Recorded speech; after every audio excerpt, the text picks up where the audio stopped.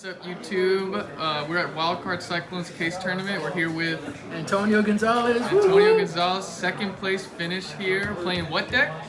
Dandy Dragon. Dandy Dragons. Won three new Bonanza boxes. Alright, anything to say before you get into the profile? Just shout out to all my friends. Shout out to my girlfriend at home. Shout out to my brothers that are here with me today. Shout out to my brothers that didn't make it. So honestly, everybody knows there's a lot of love when it comes to Edison already. So I appreciate everybody at home, and just keep grinding is all I can say. If you want to get better at this game, you just gotta practice. And I can be sacky, but it's actually kind of fun. If the more you play, the more experience you get with it. So that's all I can say. Love the message. All right, let's get into the deck, main deck. All right, so really I call it a dandy. If you see the deck mat, it's a dandy deck. So the point of the deck is just to abuse Dandelion, right? So I got two Dandelions, Cyber Valley to draw off Dandy, Raikou, so you could potentially mill Dandy, 3 Debris Dragon, 2 Reborn Dandy, and then it's really Dragons from this end, which is 3, 2, and 2. And then the whole point is to use this engine to draw, which you'll see later. I played 3 Trade-in, 3 Card of Continents for this exact reason, which is you want to dig into Foolish or into Future Fusion, anything to get your engine going, right? Yeah. And the upside of it is that you can draw the best card in this format, which is Trap Dust Shoot, or I think, should I say, but yeah, it's just synergy of Card of Continents with these. You have to, I didn't put no Flame Bells or no extra tuners, because you take the good with the bad. Sometimes you draw dead Card of Continents, sometimes you draw dead Trade-ins, but overall it's worth it, right? And then until you get to the good cards, it's bam, bam, bam. Same thing, like I'm saying, it's good and bad. What is this for? So what is that? All right, so honestly, like I'm saying, the whole purpose of this deck is to get to Dandy. So if you draw one with the other, you'll see I played 2 pot and then this. So the whole point is future. Dump this with Gaia, and then you guys don't know. I know summon Gaia, right? But so it's just a beater. It's just a beater, but it's allows you to dump Dandy with Future Fusion. Yeah, honestly, that's all it is, right? Did you ever draw it and then draw the Future Fusion dead, or did that so that's the upside, right? Because you can do this, or you can go into what people say, oh, you sack. So it's a win-win because it's double live. It's live on both ends, right? So if you draw this, potentially you're gonna find a way to get rid of it through 1-for-1 through melee. Sometimes you just normal summon attack and bait stuff out. So if they kill it, it's in the graveyard. You can pot and then Future Fusion again to dump it. So there's many ways. It's a one card. I mean, you take the good with the bad, right? In modern Yu-Gi-Oh, you draw so many bricks that you have to be okay. Especially with the games, they last more than a couple of turns. So realistically, you'll be all right when it comes to that. Gotcha. So yeah, that's the monster count. And the reason why I'm playing this variant is because it includes the most powerful cards in Yu-Gi-Oh. Because I know there's Dragon Turbo.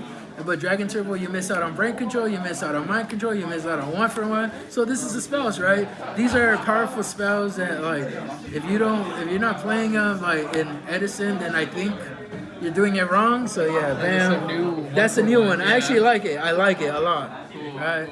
So those are the powerful spells. And when I tell you powerful spells, you get this. You get, look at this sad comment, I know, I'm sorry, guys.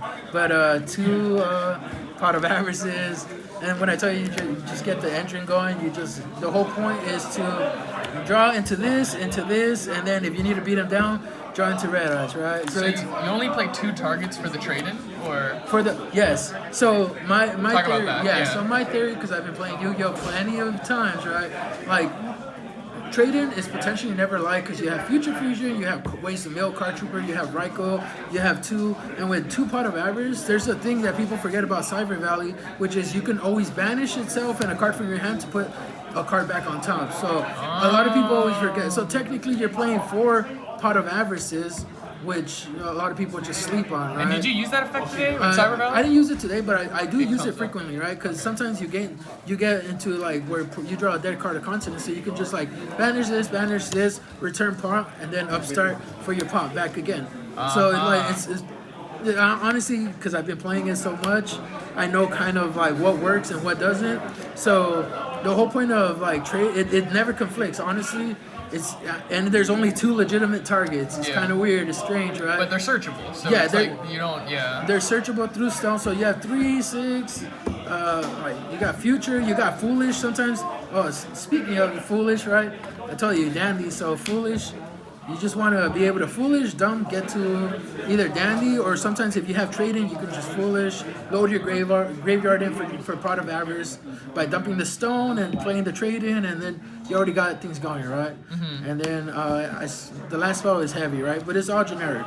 It's all generic when it comes to the spell. I don't play MST because it doesn't do enough going first. So it's one of those where as you play the game more often, I want to open it with like I'm telling you, Stardust in this format is actually pretty strong. Just like opening up a Whirlwind Shura is strong. So it varies, right? It varies on like the format that you're going and the types of decks that you want to play. Yeah, I understand that. And then the traps is removal, which is sometimes you don't draw what you need. So Torrential will get you there, and 2 Wing Blast. Because you want to discard your dandy. Sometimes you want to discard your stone to make your trade-ins live. Mm-hmm. So it's just self-explanatory. You can play Regeki Break, but once again, the knowledge is power. If you been playing Edison for X amount of time, you should kind of be able to predict your opponent's plays. And in doing so, Wing Blast can set them back a turn. And setting yourself back a turn, just like modern day Yu-Gi-Oh, is big, right? And you know knowledge what they're going to draw into. So this is actually...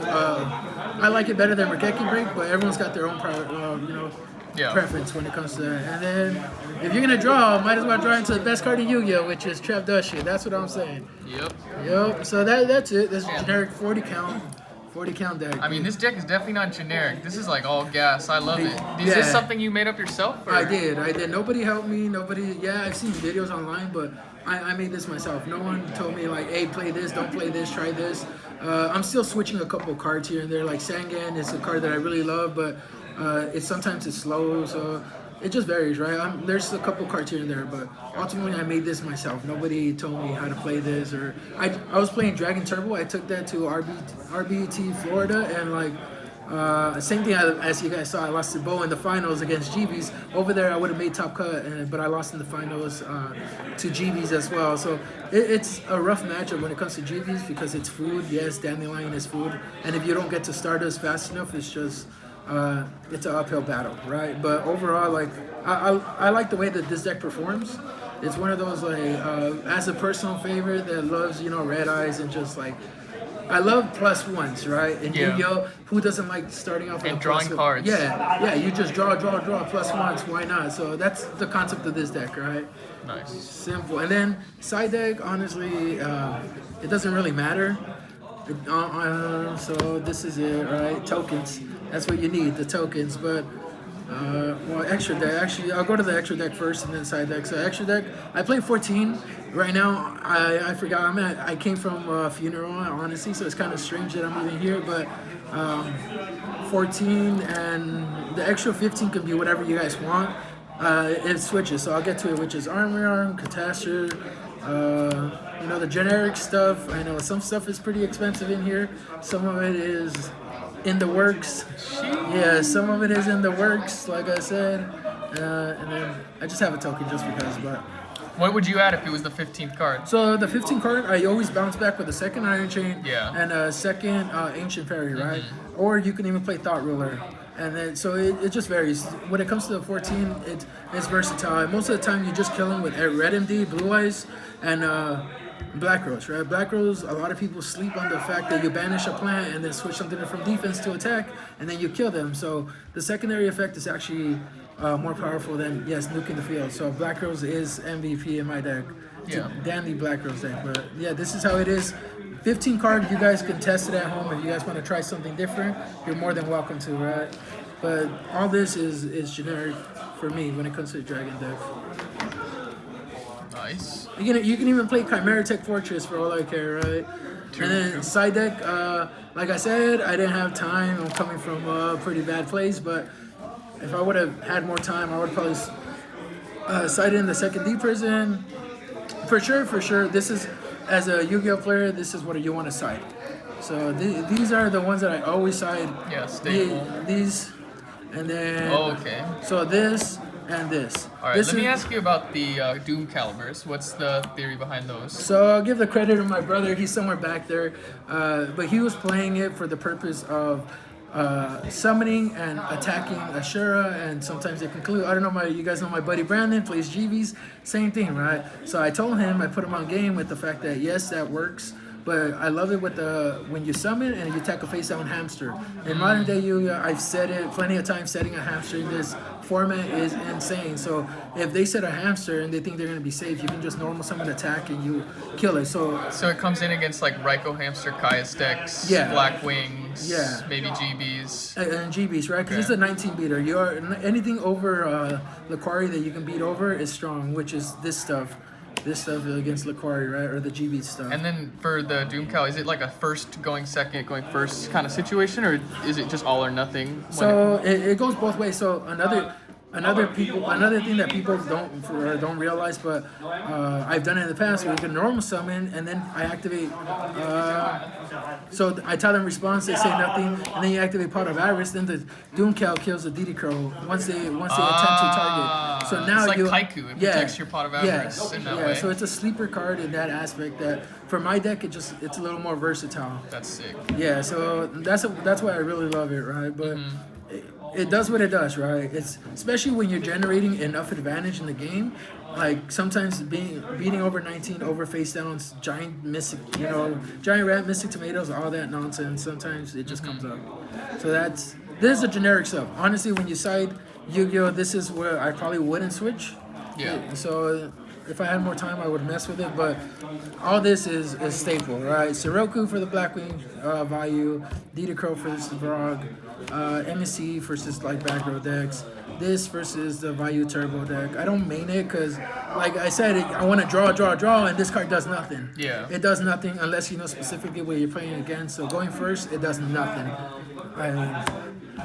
This is where the knowledge comes in, right? So. And then these last 4 cards can be whatever you guys want. Honestly, probably 2 deepers and 2 bottomless, another Rakeki. Like all these are versatile versus any decks. Like yes, like you can say versus heroes, versus GBs, versus Vayu, versus Blackwing. Yeah. Like all these cards are inherently good. The only thing is that my deck doesn't want to see so many traps versus it wants to synchro and go into Stardust and bait your opponent's back row out. So. Most monsters on the board I'm not even scared of because I can kill them with my own monster. So yeah, but these is whatever, but this is the meat of it, and that's my deck. Straightforward. Right. Well, congratulations, man. Again, 3 boxes. Guys, check out Wild Card Cyclone. This could be you. And try out this deck. All right. Thank you.